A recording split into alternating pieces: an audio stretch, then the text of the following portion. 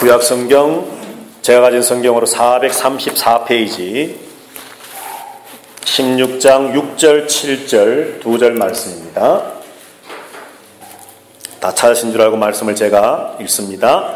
그들이 오매 사무엘이 엘리압을 보고 마음에 이르기를 여호와의 기름 부으실 자가 과연 주님 앞에 있도다 하였더니 여호와께서 사무엘에게 이르시되 그의 용모와 키를 보지 말라. 내가 이미 그를 버렸노라. 내가 보는 것은 사람과 같지 아니하니 사람은 외모를 보거니와 나 여호와는 중심을 보느니라 하시더라. 아멘. 오늘 이 본문 말씀 2절만 읽었습니다만 16장 전체를 우리가 한번 살펴보면서 하나님의 일꾼에 관해서 함께 말씀 생각해 보려고 합니다. 이제 연말을 맞이하는데요. 또 지난주에는 각 기관 임원들을 새롭게 우리가 선출해서 세웠고, 또 연말에는 매년도 재직회 회원들 또 일꾼들을 우리가 일꾼들을 많이 세우게 될 것인데, 하나님의 일꾼이 과연 어떤 사람인가 라고 하는 것을 우리가 한번 미리 생각해보고, 이미 지난주에 세움을 받은 우리 각 기관의 임원들은 이런 모습으로 하나님을 섬길 수 있게 되기를 바라고요. 또 새롭게 2015년에 세움을 받게 될 모든 우리 성도들 일꾼들도 오늘 이 말씀을 기억하면서 하나님 앞에 충성된 그런 일꾼들이 되실 수 있게 되기를 주님의 이름으로 부탁을 합니다. 우리가 성경을 처음 딱 열면 창세기를 보게 됩니다. 창세기를 딱 열면 제일 먼저 나타난 하나님의 모습은 일하시는 모습입니다. 그죠? 천지 만물을 창조하시는 창조의 일을 하시는 하나님을 우리는 창세기 1장에서 발견하게 됩니다. 그래서 우리는 이 성경을 읽고 성경을 보면서 하나님이 어떤 분인가를 우리는 배우고 알아가게 되는데, 우리는 특별히 하나님이 어떤 분이신가, 하나님이 어떤 존재이신가 라고 하는 그 사실에 대한 이 지식들을 성경을 통해 얻게 될 때에 특별히 성경에 하나님의 일하시는 모습을 통해 우리는 하나님이 어떤 분인가를 배워가고 알아가게 됩니다. 그리고 여러분들 성경에 보면 하나님의 이름들이 참 많습니다. 그죠? 쉽게 말해서 여호와 이름의 뜻이 뭐지요? 나는 스스로 있는 자다. I am that I am. 자, 이외에 하나님의 이름이 참 많습니다. 그런데 그 수많은 하나님의 이름들의 공통점이 하나 있습니다. 뭐냐 하면 모두가 품사가 동사라는 겁니다. 동사. 이중무라고 하는 이름, 명사, 고유명사, 어떤 명사가 아니고 성경에 나오는 모든 하나님의 이름들은 모두가 동사입니다. 동사. 동사는 뭡니까? 움직인다는 거거든요. 살아있다는 거거든요. 일한다는 거거든요. 그래서 하나님을 알기 위해서는, 하나님을 배우기 위해서는 성경에 나오는 일하시는 하나님, 하나님이 도대체 무슨 일을 어떻게 행하고 계시는가 하는 것을 보고서 우리는 하나님이 어떤 분이신가를 알게 되고 배우게 되고 믿어가게 되는 것입니다. 사람도 마찬가지입니다, 여러분. 누군가를 보고서 우리가 무언가를 그 어떤 사람 한 사람을 예를 들어 판단하게 될 때에 이 사람은 이런 사람이다 저런 사람이다를 판단하게 될 때에 우리에게 가장 큰 영향을 주는 것이 뭐냐 하면 그 사람의 행동입니다. 삶입니다. 그 사람이 무슨 생각을 하고 그 사람이 어떤 사상을 가지고 그 사람이 어떤 세계관에 의해서 움직이는가 등등 그 내면의 것도 보아야 되지만, 사실은 그 내면의 것을 우리는 사실 다 볼 수 없기 때문에 그 사람이 행동하는 것을 보고서 이 사람이 이런 생각을 하고 있구나. 그 사람의 삶을 보고 저 사람의 가치관과 세계관이 이런 것이구나 하는 것을 우리는 알아갈 수 있다는 것이죠. 그런 의미에서 하나님을 배워감에 있어서도 사람을 알아감에 있어서도 일하는 모습을 통해 행동하는 모습을 통해 우리는 지식을 습득하고 알아가게 되어진다는 것이죠. 바로 그 하나님께서, 일하시는 하나님께서 천지 만물을 창조하신 다음에 아담과 하와 최초의 인류를 창조하시고 그들에게 제일 먼저 말씀하신 것도 그들에게 일하라 하는 것이었습니다. 너희는 가서 땅에 충만해라. 그리고 땅을 정복하고 땅을 다스리라 하는 것이었습니다. 일하라는 것이었죠. 자, 이처럼 본인 스스로도 일하시는 하나님께서 아담과 하와에게 일을 맡기셨던 그 하나님께서 오늘 저와 여러분들에게도 동일하게 일들을 맡기십니다. 자, 그렇다면 일하시는 하나님을 닮은 하나님의 일꾼은 과연 어떤 사람일까? 성경에서 많은 내용들을 우리가 말할 수 있겠지만 오늘 사무엘상 16장 이 말씀을 통해서 도대체 하나님의 일꾼은 어떤 사람이 되어야 될 것인가 라고 하는 것을 우리가 한번 생각해 보면서 하나님의 말씀의 은혜를 함께 나누려고 합니다. 세 가지를 생각하려고 하는데요. 그 첫 번째가 무엇이냐 하면 하나님의 일꾼은 순종의 사람입니다. 순종의 사람. 자, 오늘 본문의 말씀 1절 말씀을 보면 이렇게 기록되어 있습니다. 여호와께서 사무엘에게 이르시되 내가 이미 사울을 버려 이스라엘 왕이 되지 못하게 하였거늘 네가 그를 위하여 언제까지 슬퍼하겠느냐. 너는 뿔에 기름을 채워가지고 가라. 내가 너를 베들레헴 사람 이새에게로 보내리니 이는 내가 그의 아들 중에서 한 왕을 보았느니라 하시는지라. 하나님께서 사울을 버리시고 왕이 되지 못하게 하시고 이새의 아들들 중에 한 사람을 하나님께서 새로운 왕으로 세우시겠다 사무엘에게 말씀을 합니다. 자, 거기서 1절에서 우리가 주목해야 할 단어 한 가지가 뭐냐 하면 제일 마지막에 있는 보았느니라 하는 말입니다. 하나님이 보셨다라고 하는 거죠. 자, 7절 말씀도 한번 보십시다. 우리 다 같이 7절을 한번 다 같이 읽어보십시다. 시작. 여호와께서 사무엘에게 이르시되 그의 용모와 키를 보지 말라. 내가 이미 그를 버렸노라. 내가 보는 것은 사람과 같지 아니하니 사람은 외모를 보거니와 나 여호와는 중심을 보느니라 하시더라. 아멘. 자, 7절 말씀에도 내가 보는 것은 사람과 같지 아니하니 사람은 외모를 보거니와 나 여호와는 중심을 보느니라 하면서 우리 성경에 본다는 말이 3번 또 기록되어져 있습니다. 1절에 본다, 내가 보았느니라, 한 왕을 보았느니라. 내가 보는 것은 사람의 보는 것처럼 외모를 보는 것이 아니로 내가 중심을 본다. 1절과 7절에 이렇게 본다는 말씀이 나옵니다.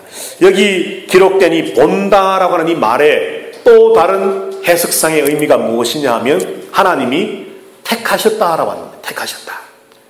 하나님이 누군가를 주목하여 보신다라고 하는 말씀은 내가 지금 그를 택하였다라고 하는 의미가 여기에 포함되어져 있다는 거죠.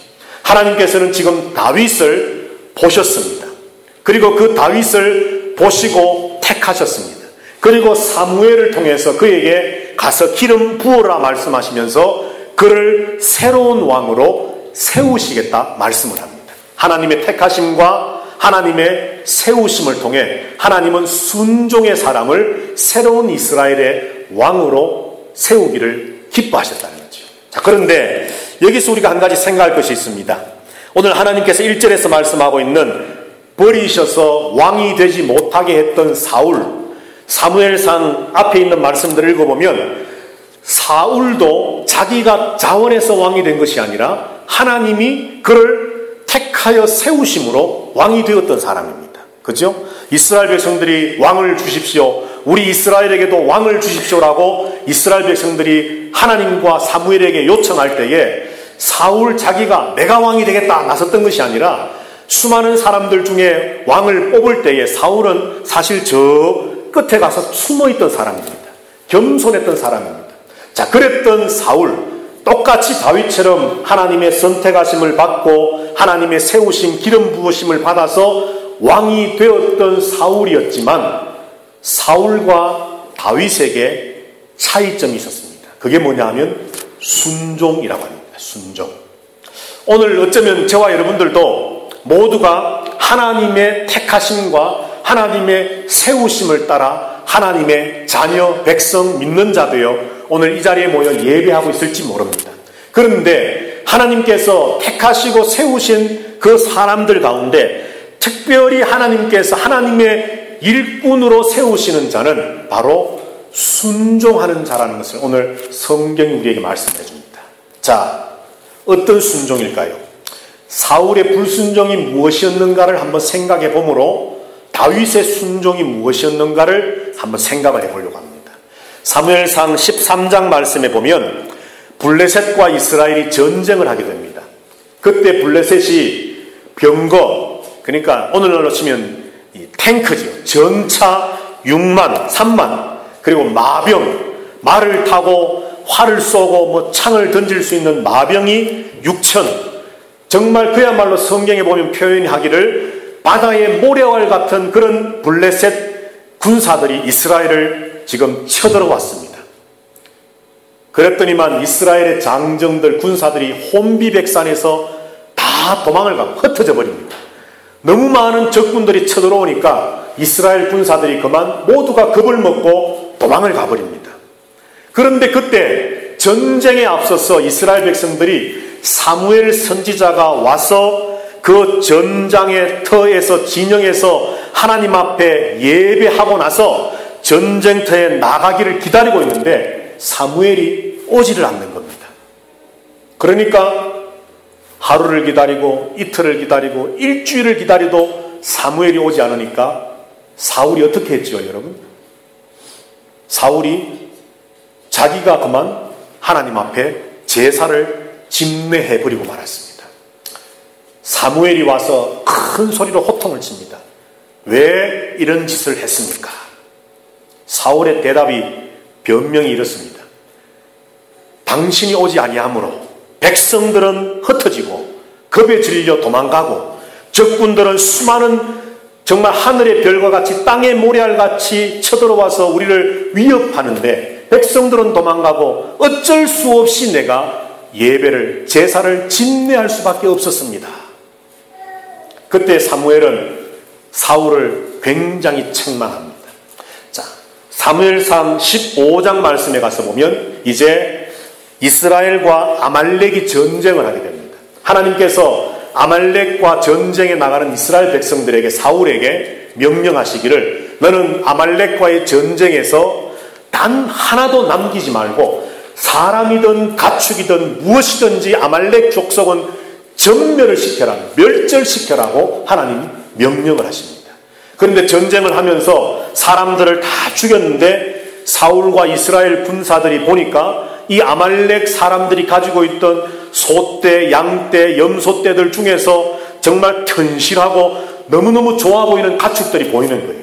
그러니까 그 모든 것들을 그냥 산채로 이스라엘로 전리품으로 가지고 돌아왔습니다.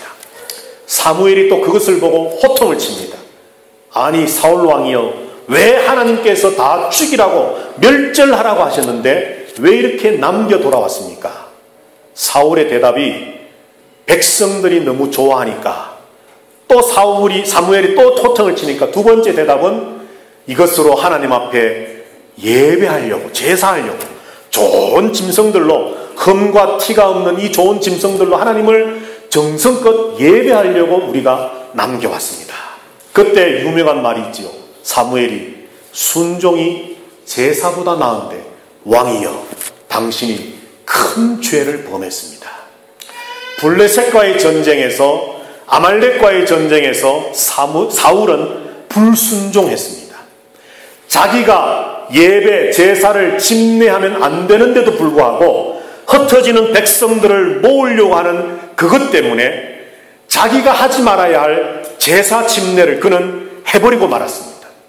그리고 하나님께서 모든 것을 멸절하라고 분명히 몇 차례 걸쳐서 말씀했음에도 불구하고 그는 하나님 앞에 제사하려고 라고 하는 핑계 때문에 짐승들을 남겨왔습니다.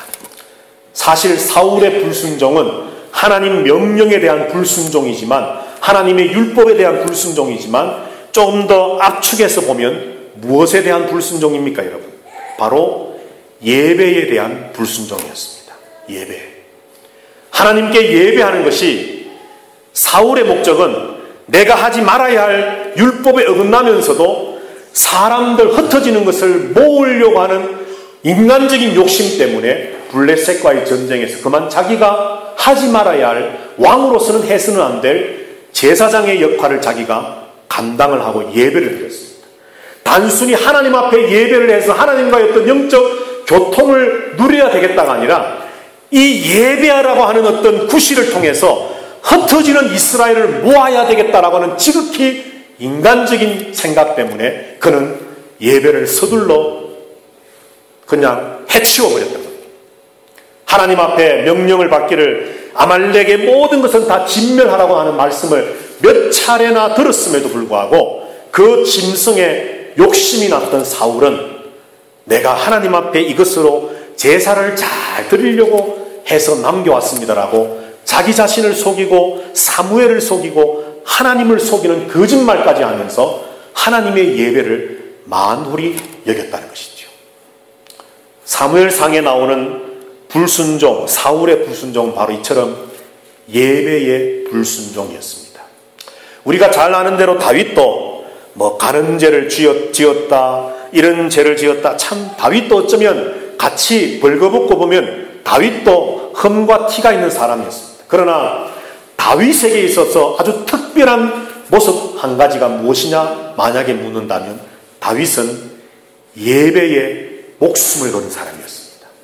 여기 목숨을 건다는 것은 어떤 다른 그런 의미가 아니라 이 예배만큼은 정말 우리가 신약 성경 요한복음에 있는 것처럼 신령과 진정으로 성령과 진리 안에서 하나님 앞에 나 자신을 세워서 하나님이 나를 어떻게 보고 계시고 내가 하나님 앞에 어떻게 예배하는 것이 하나님이 받으심직한 예배인가에 대한 끊임없는 고민과 행동의 삶을 살았던 사람이 바로 다윗이었습니다.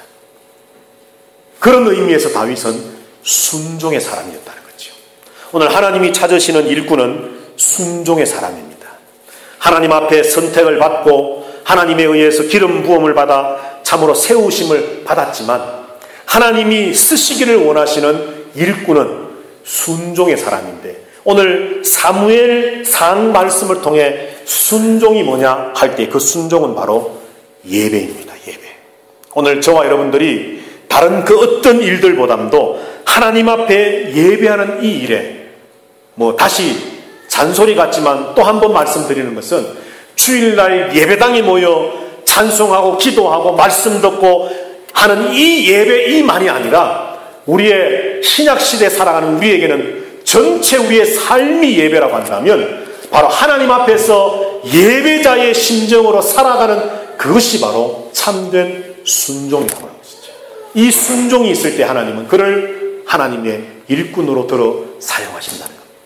새롭게 남성교회, 여성교회, 청년의 임원으로 세움을 받은 우리 임원들 또 앞으로 교사로 부역장으로 또는 기관장으로 여러 가지 또 세움을 받게 될 것인데 우리 모든 아름다운 교회에 속해 있는 모든 일꾼들, 직분자들, 하나님의 일을 감당하는 헌신자들 모두가 정말 하나님 앞에 예배에 순종하는 하나님의 백성들이 되시기를 주님의 이름으로 부탁을 드립니다.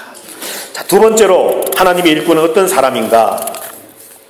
바로 성령으로 충만한 사람입니다. 우리 다 같이 한번 13절 말씀을 한번 보실까요?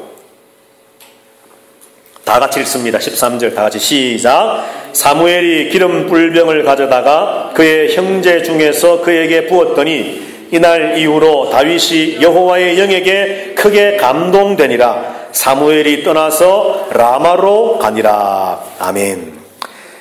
마침내 이새의 8아들 중에서 막내 다윗에게 사무엘이 기름을 부었습니다. 기름을 부을 때에 그날 다윗에게 하나님의 영, 성령이 크게 감동되었다 라고 말씀을 합니다. 자, 여러분들 성경에 보면 기름 붓는다 라고 하는 말이 자주 나옵니다. 특히 성령이 우리에게 임재하시는 것도 성령의 기름 부으심이라고 성경은 표현을 합니다. 누가복음 4장 말씀에 보면 예수님께서 예루살렘에 올라가셔서 어떤 절기가 되셨을 때 회당에 들어가셔서 성경을 펼쳐서 읽는데 이사야서의 말씀을 펼쳐 읽으실 때에 그때 그 말씀이 그렇습니다. 여호와께서 성령을 내게 부으시고 내게 충만케 하사 나를 보내사 하나님의 은혜의 해를 전하게 하시고 눈먼 자들을 보게 하시고 저는 자들을 걷게 하시고 가난한 자들을 부하게 하시고 억눌린 자들을 자유케 하시는 은혜의 해 역사를 이루게 하셨느니라 하는 말씀을 읽고 이제 그 시간이 되었다라고 주님은 선포하셨습니다.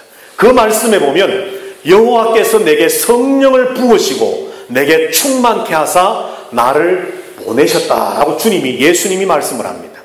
자, 이런 예수님의 말씀과 여러 가지 성경에 있는 말씀 등등을 볼 때에 기름을 부으심, 구약시대에는 왕과 제사장과 선지자에게 기름을 부으시고 또 신약시대에 와서 성령으로 예수님에게 뿐만 아니라 하나님의 일꾼들에게 성령의 기름을 부어주시는데, 이 기름 붓는다라고 하는 이 단어의 의미가 무엇인가 하면 일꾼으로 세운다라고 하는 의미입니다. 기름 붓는다, 성령으로 기름 부으신다, 어노인팅, 기름 부으신다라고 하는 것은 하나님께서 기름 부으신다라고 하는 이 어떤 눈에 보이는 이미지를 통해서 성령이 우리에게 임하시는 것이 눈에 보이지 않는 일이지만 마치 기름을 붓듯이 성령이 우리에게 부어지심으로 우리에게 하나님의 일이 주어진다, 사명이 주어진다라고 하는 의미로 신약 성경은 이 말씀을 사용하고 있다는 것이죠. 오늘 성경에 보니까 사무엘을 통해 하나님은 다윗에게 기름을 부으셨습니다.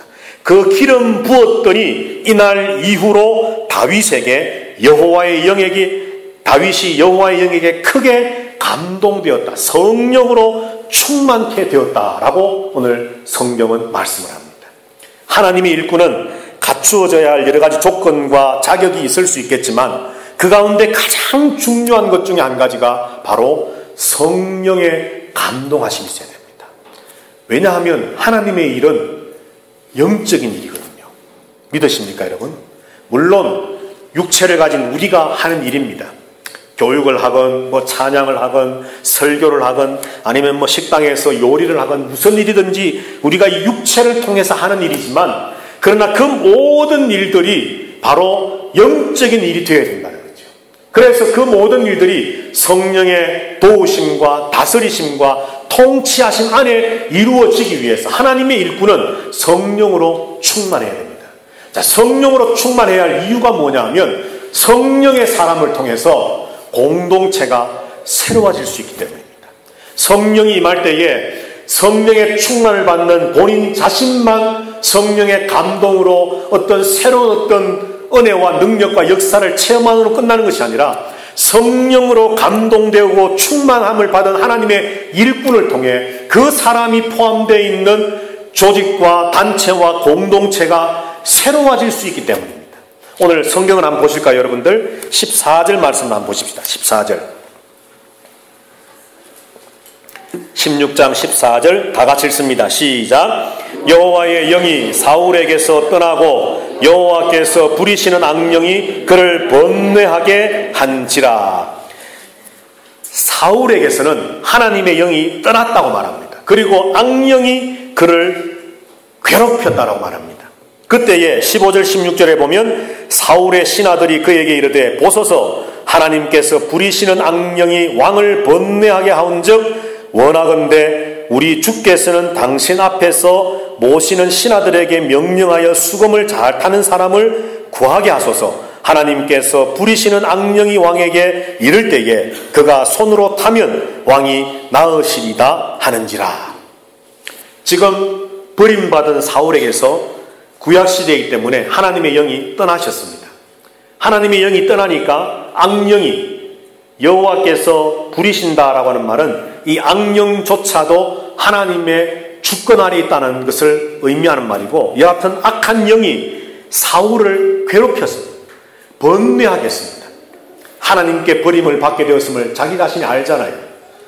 내가 불순종했음에 대한 어떤 죄책과 죄의식과 부끄러움과 또 어떤 책임은 내게 있지만 하나님께 버림을 받게 되고 이제 하나님이 나와 함께 하시지 않는다는 것에 대한 어떤 그런 참 정신적인 어떤 엄청난 스트레스와 아픔과 괴로움과 번뇌와 그것 때문에 하나님이 함께하는 듯이 보이는 사람들을 볼 때에 느껴지는 어떤 시기와 질투와 분노와 어떤 이 사울의 마음속에는 정말 말로 표현할 수 없는 복잡한 그런 것들이 막 얽히고 섞여 있었을 겁니다.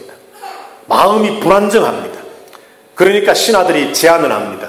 왕이시여, 오늘날로 치면 음악 치료를 좀 받아보십시오. 음악 치료를. 수금을 잘 타는 사람을 불러서 좋은 음악을 들으면서 왕의 마음이 좀 안정되면 릴렉스, 트랑킬로 좀 하면 좋겠습니다. 왕이시여, 그렇게 하십시오. 그때에 추천함을 받아서 사울에게 와서 수금을 탄 사람이 누굽니까? 다윗이거든요. 다 같이 한번 23절 말씀 한번 보십시다. 23절 다 같이 읽습니다. 시작. 하나님께서 부리시는 악령이 사울에게 이를 때에 다윗이 수금을 들고 와서 손으로 탄적 사울이 상쾌하여 낫고 악령이 그에게서 떠나더라. 아멘. 자, 그렇다고 해서 우울증 있는 사람에게 가서 기타 연주하면 낫는다, 그렇게 하면 큰일 납니다. 예. 이거는 그냥 하나의 예입니다. 예. 예. 어떤 사람은 기타 반주만 듣고도 치유될 수도 있고, 어떤 사람은 또 금식을 해야 할 경우도 있고, 어떤 개개인마다 하나님의 역사는 다를 수 있는데, 사무엘상 16장 말씀에 보니까 사울이 악령에 의해서, 사탄에 의해서, 귀신에 의해서 괴롭힘을 당하는데, 오늘날로 치면 정신병이 걸렸는데 그 사람을 치료하는 것은 수금밖에는 없다, 이 악기밖에는 없다, 가서 악기만 연주해주자. 그래서 치료가 안 되면 야, 너는 지금 지독한 마귀가 들렸는가 보다, 뭐 이런 식으로 여러분들 제발 좀 우리 교회는 안 하면 좋겠습니다. 자, 여담이지만, 자, 중요한 것이 뭐냐 하면, 이처럼 하나님의 영이 떠난 사울에게 귀신이, 악령이 그에게 역사함으로 그는 번뇌하게 되었습니다. 그 영혼이 참 메말라가고 있습니다. 정신이 온전치 못합니다. 안정을 취하지 못하고 고민과 죄의식과 하나님께로부터 버림받고 하나님과의 관계가 멀어졌다는 것을 자기 영혼 깊숙한 곳에부터 자기가 알기 때문에 그 영혼이 좌불안식하지 못합니다. 너무나도 괴롭고 힘듭니다. 그래서 그것이 밖으로 표출되니까 분노가 될 수 있고, 시기가 될 수 있고, 미움이 될 수 없고, 이유 없는 어떤 화를 내는 모습으로 나타날 수 있겠지요. 그때에 다윗이 수금을 탔다는 것이 중요한 것이 아니라 하나님의 영으로 충만케 되고 하나님의 영이 감동하심을 받은 다윗이 바로 그 악령의 역사를 물리쳤다는 것입니다. 오늘 23절 말씀에 보면 다윗이 수금을 들고 와 손으로 탄적 사울이 상쾌하여 낫고 악령이 그에게서 떠났다는 겁니다. 오늘 이것은 다윗이 이렇게 했다, 사울이 그렇게 했다, 이것보다도 하나님의 영이 임하시고 하나님의 영이 떠난 그 사울에게는 악령이 임하고, 이런 모습들, 말씀들을 하나님 기록을 해서 우리에게 보여주시면서 성령의 역사가 있는 사람을 통해서 다른 사람을 치유하는 역사, 회복케 하는 역사, 오늘 본문에 있는 것처럼 상쾌하게 낫게 하는 역사, 상쾌, 유쾌, 통쾌하게 되어지는 치유 회복의 역사가 있게 될 것을 의미하는 것입니다. 왜 우리가 성령 충만한 일꾼이 되었냐면, 하나님의 일을 함에 있어서 내 스스로 성령의 충만함을 통해 하나님의 어떤 은사를 받고 하나님의 어떤 역사하심, 하나님의 복을 받는 것으로 끝이 아니라 바로 그런 성령 충만한 사람을 통해 하나님의 공동체가 치유되고 회복되고 건강하게 세워져 나가기 위해서 하나님의 일꾼은 성령으로 충만해야 합니다. 오늘 저와 여러분들이 기도하실 때마다 하나님, 내게 허락하신 성령께서, 내 안에 계신 성령께서 하나님 충만하게 나를 감동시키시고 나에게 역사하시고 나에게 참으로 놀라운 하나님의 성령의 그 은사와 은혜들을 주시기를 원합니다. 그래서 나를, 부족하지만 나를 도구 삼아 하나님, 우리 아름다운 교회 안에 새로운 역사들이, 하나님의 일들이 하나님의 상쾌하게 되어지고 낫게 되어지는, 그래서 악한 것들이 물러가고 하나님의 성령의 역사가 우리 공동체 안에 나타나게 되는 도구로 내가 쓰임받기를 원합니다 라고 하는 것까지 성령의 충만함을 기대하고 기도하는 그 기도에 포함되어지게 되기를 주님의 이름으로 부탁을 드립니다. 그래서 2015년 내년에, 올해도 그러해왔지만 그러나 내년에 또 그 다음에 우리 모두를 통해 성령으로 충만한 저와 여러분을 통해 우리 아름다운 교회가 그야말로 하나님의 그 새롭게 하시는, 승리케 하시고 완성케 하시는 그 놀라운 일들이 우리 공동체 안에 일어나게 되기를 주님의 이름으로 축복합니다. 자, 마지막 세 번째로 하나님의 일꾼은 어떤 사람이냐, 오늘 우리가 읽었던 본문 말씀 7절에 있는 말씀을 중심으로 해서 바로 영적 분별력이 있는 사람입니다. 영적 분별력. 첫째는 순종의 사람, 예배의 사람이고, 두 번째는 성령 충만의 사람, 공동체를 회복케 하는 사람이고, 그리고 세 번째는 영적 분별력이 있는 사람입니다. 우리 다 같이 한번 7절 말씀을 읽어보면 좋겠습니다. 다 같이 시작. 여호와께서 사무엘에게 이르시되 그의 용모와 키를 보지 말라. 내가 이미 그를 버렸노라. 내가 보는 것은 사람과 같지 아니하니 사람은 외모를 보거니와 나 여호와는 중심을 보느니라. 아멘. 우리가 아무리 순종하고 예배를 잘 드리고 또 성령이 충만해도 우리의 한계 때문에 우리는 겉만 볼 수밖에 없는 제한된 존재들입니다. 그죠? 누군가의 속마음을 사실 꿰뚫어 볼 수 있는 어떤 그런 능력들이 우리에게는 없습니다. 자, 그래서 오늘 본문에 보면 하나님께서 말씀하시기를 사람은 외모를 본다. 그렇지만 나 여호와는 중심을 본다라고 말씀을 합니다. 자, 여기서 이 말씀을 우리가 잘 아는 대로 우리가 이 말씀을 잘 알아서 때로는 인용을 하기도 하는데 이 사무엘상 16장 7절에 있는 이 말씀을 히브리어를 그대로 직역을 해보면 사람은 눈만 보거니와 나 여호와는 눈을 통하여 마음을 보느니라 하는 말씀입니다. 여기 외모, 사람은 외모를 본다 하는 이 외모라고 하는 말은 사실은 이 눈입니다. 눈. 히브리어로 아인, 이 눈을 말합니다. 그러니까 우리는 서로 상대방의 눈밖에는 못 보는 겁니다. 그런데 하나님은 이 눈을 통해서 우리의 속 마음을 꿰뚫어 보신다라고 말씀하는 겁니다. 사람은 눈만 보지만 하나님은 눈을 통해 그 마음을 보시는 분이라고 오늘 말씀하고 있다는 거지요. 자, 그래서 하나님께서는 우리에게 눈만 보는 것으로 그치는 것이 아니라 우리들도 하나님처럼 눈을 통해서 그 사람의 마음을 볼 수 있는, 그리고 여기서 우리가 더 나아가서 우리가 보기를 원하는 것은 사람의 마음만이 아니라 하나님의 뜻을 분별할 수 있는 우리의 영적 분별력이 열려지기를 주님은 원하신다는 것이죠. 하나님의 일꾼은 이처럼 하나님의 뜻을 분별하고 하나님의 뜻을 깨닫고 하나님이 무엇을 원하시고 계신가를 알아채고 깨달아서 그것을 실천하며 나갈 수 있는 영적 분별력을 가지기를 하나님은 원하고 계신다는 겁니다.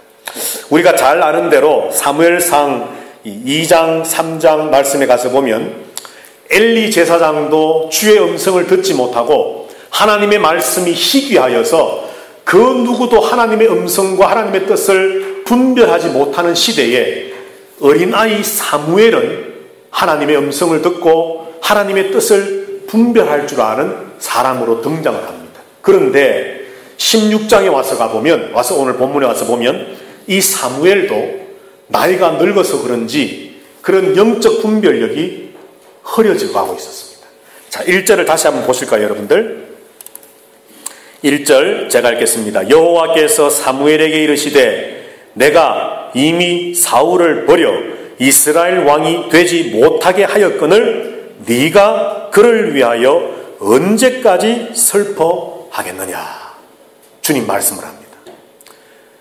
물론 인간적인 연민의 마음일 수도 있고 왕으로 잘 섬겼다가 하나님 앞에 불순종해서 하나님 앞에 버림받게 된 사울이 불쌍히 여기는 마음도 없지 않아 있을 수 있었겠지요. 그렇지만 하나님은 오늘 16장 1절에서 처음 사무엘에게 내가 사울을 버렸다고 말씀하신 것이 아닙니다. 이미 14장 15장에서 하나님이 이미 사무엘에게 내가 사울을 왕 삼은 것을 후회한다 말씀하시고 그를 버렸다라고 말씀했습니다. 하나님의 뜻은 확고했습니다, 여러분. 그런데도 불구하고 내가 사울을 버려 이스라엘의 왕이 되지 못하게 했다라고 하는 하나님의 그 뜻과 하나님의 그 역사하심과 경륜이 너무나도 분명함에도 불구하고 사무엘은 이제 하나님의 행하실 일이 무엇입니까? 라고 하는 기도와 하나님의 뜻을 알아가며 그 일을 행하기를 노력하기보다는 여전히 사울에게 미련과 마음이 있어서 그를 위해 슬퍼하고 있다는 겁니다. 그냥 지나칠 수 있는 말씀이지만 사무엘은 오늘 이 본문 말씀에서 보여주는 사무엘의 모습은 하나님처럼 눈을 통해 마음을 보기보다는 눈만 바라본, 겉모습만 바라보는 사무엘의 모습을 우리는 볼 수가 있습니다. 왜 그러냐? 결정적인 것이 6절, 7절 오늘 우리가 본문으로 택했던 말씀입니다. 제가 다시 한번 읽겠습니다. 잘 한번 눈으로 읽으시고 귀로 들으시면서 6절, 7절을 보십시다. 그들이 오매 사무엘이 엘리압을 보고 마음에 이르기를 여호와의 기름 부으실 자가 과연 주님 앞에 있도다 하였더니 여호와께서 사무엘에게 이르시되 그의 용모와 키를 보지 말라. 내가 이미 그를 버렸노라. 내가 보는 것은 사람과 같지 아니하니 사람은 외모를 보거니와 나 여호와는 중심을 보느니라 하시더라. 아멘. 자, 7절 우리가 너무나도 잘 알고 있는 사람은 외모를 보거니와 나 여호와는 중심을 본다는 말씀을 하나님이 지금 누구에게 하셨습니까? 사무엘에게 하신 겁니다. 사울에게 한 게 아니에요.